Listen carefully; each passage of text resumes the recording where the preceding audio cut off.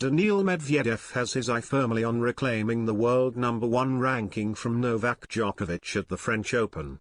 The 26-year-old overtook the Serb at the top spot for just 2 weeks earlier this year but knows what he must do in Paris to dethrone Djokovic once again. Medvedev is through to the second week of the French Open without dropping a set in what is just his second tournament after undergoing hernia surgery. The world #2 is defending 360 ranking points from his quarter-final appearance last year and is already one match away from doing so, while Djokovic has 2,000 points to defend as the reigning champion. And the US Open champion is well aware of what he must do to overtake Djokovic as the world #1, with the 35-year-old defending more points than him, as he touched on claiming the ranking following his third-round win over another Serb in Miomir Kekmanovic. "I've already seen that if I go to the final I guarantee #1, which is great," he said.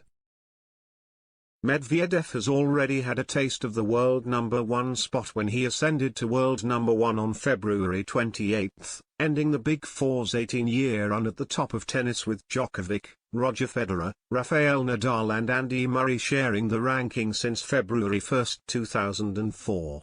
But he was on top for just 2 weeks before handing the spot back to Djokovic. While it's so far been a short stay atop the rankings for the 26-year-old, he admitted he was no longer worried about only having 2 weeks to his name because the length of time wouldn't be remembered in years to come.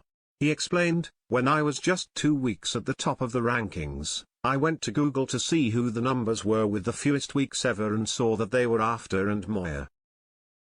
I was shocked because they are true legends and realized that no one remembers how many weeks I spent at the top a few years from now.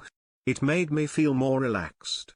But the world #2 will likely end up with more than 2 weeks at the top by the end of his career, as he already feels confident about his chances in Paris."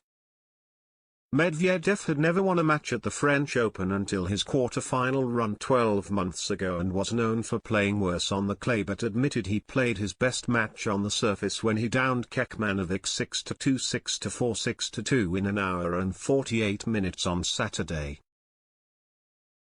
Asked whether he'd reached his best level on clay, the 13-time title winner said, "It will be tough to compare to last year, but this year so far yes. To be honest, before the match I never thought I could make this score happen on a clay court," and in the French portion of his press conference added, "I'm moving into this direction, I don't know if I can play better on clay actually."